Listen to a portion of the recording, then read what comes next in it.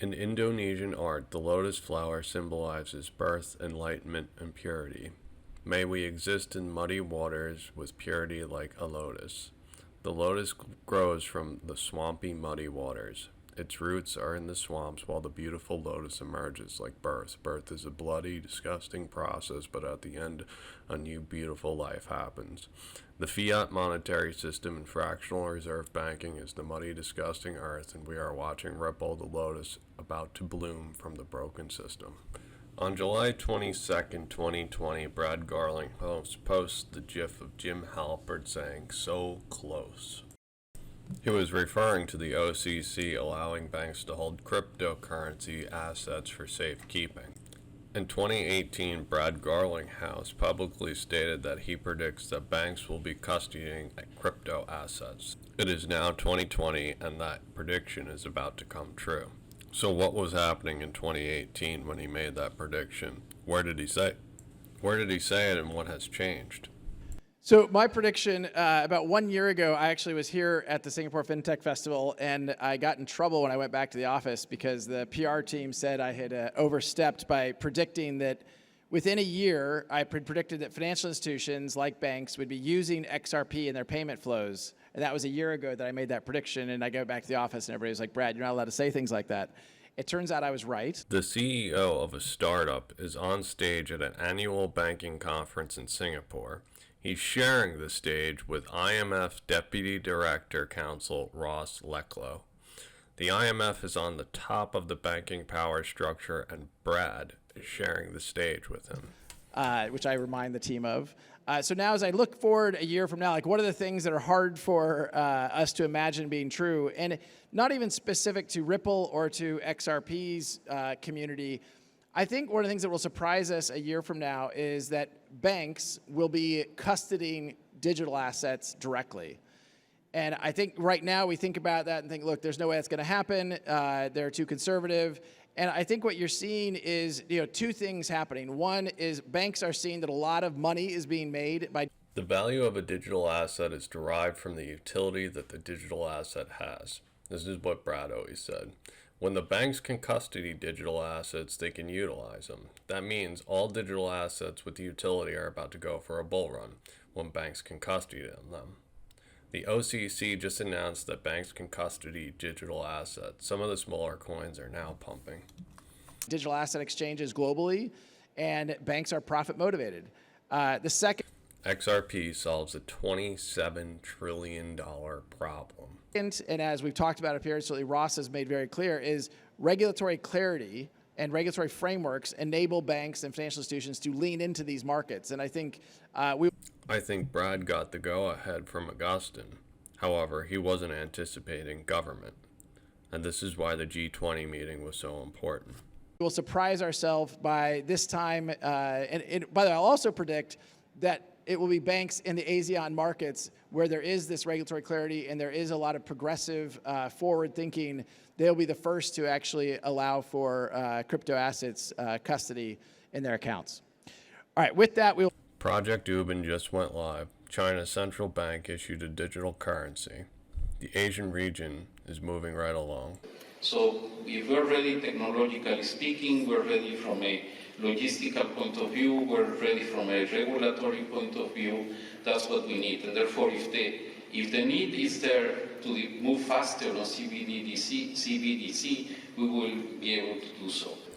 I think Brad was so bullish in 2018 because he got the go-ahead from the central banks. What he didn't realize was we needed the government's go-ahead. And that is why the G20 is so important. There is going to be a clear roadmap in October 2020. It's going to have time frames where a 3-stage process is going to be submitted. If there is anything about crypto assets in this roadmap, all nations are going to have regulatory and legal frameworks ready. Price is going to rise as insiders line their pockets, and that means before October. Either governments plan the COVID crisis or they're exploiting the COVID crisis. But one thing's for certain, that the national debt of all nations is increasing at an unsustainable level. To quote Peter Schiff, at some point the dollar has to give. You can't just keep printing money and monetizing debt and buying bonds without the dollar imploding. The central banks are ready for the crypto asset paradigm shift because they know that they have painted themselves into a corner. It's a ticking time bomb and time is running out. The governments will have to come aboard, and this has to do with inflation. This is why the banks are allowed to custody crypto assets. It's a chessboard, and the pieces are being positioned. School regarding the use of DLT systems in the derivatives market. In particular, the panel will examine the challenges associated with developing and implementing DLT systems that are both resilient and scalable, including regulatory considerations involving permissioned versus non-permissioned systems and interoperability. The panel will also highlight the use of asset tokenization to track agricultural commodities and promote sustainable farming. This is the CFTC actively discussing regulation, crypto asset tokenization, distributed ledger technology, and so forth.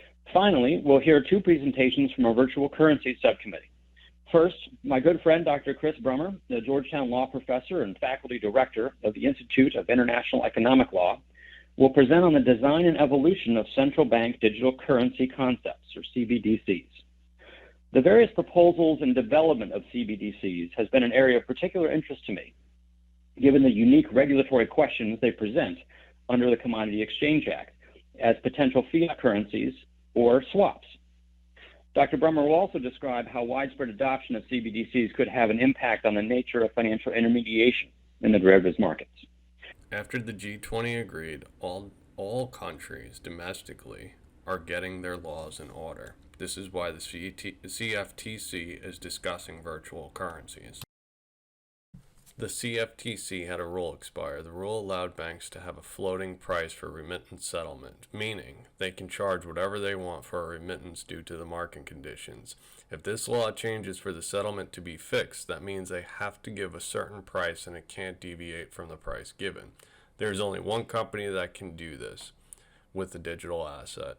No other company can give a fixed price except for Ripple.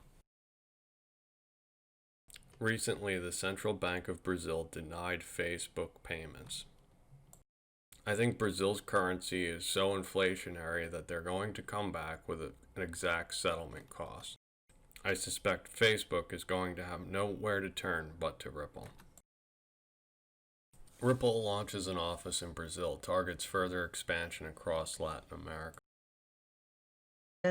Like Philippines, very soon in Brazil. So there are, let's say, there is a big agenda and roadmap on that. So this is changing the Nostro-Vostro relationship. Mm-hmm. Soon in Brazil, very soon in Brazil, there is a big agenda and a roadmap. Ripple depends upon money being locked up in Nostro accounts. No, I think the way that the correspondent banking is working is precisely based on this Nostro-Vostro, and this is creating lots of trapped capital. Now, the thing is, okay, is there any way of doing that? And I think I refer that to in the beginning of one of the questions is there any way to source on-demand liquidity? And this is not necessarily for US dollar or euro, it's more for markets that you don't necessarily want to keep liquidity and you want to really move funds when you need it. They're setting up for a new economic system. All interest rates are about to go negative. They're setting up with nations that have broken systems already, highly inflated currency that needs to be sold immediately.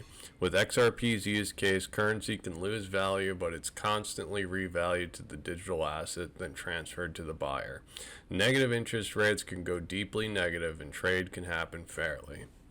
So the way that we are working on this, and this is a live product that it is used in multiple corridors, is using XRP, which is our native crypto assets, as a bridge between the two, let's say, fiat currencies. And this is completely revolutionizing, actually, the way that the pre-funding is happening today. So you really, on the fly, you move funds. It's brilliant what's happening, but you have to be able to see it. The governments are inflating at unprecedented levels. The fiat monetary system is a cesspool, and from this cesspool, digital assets will emerge.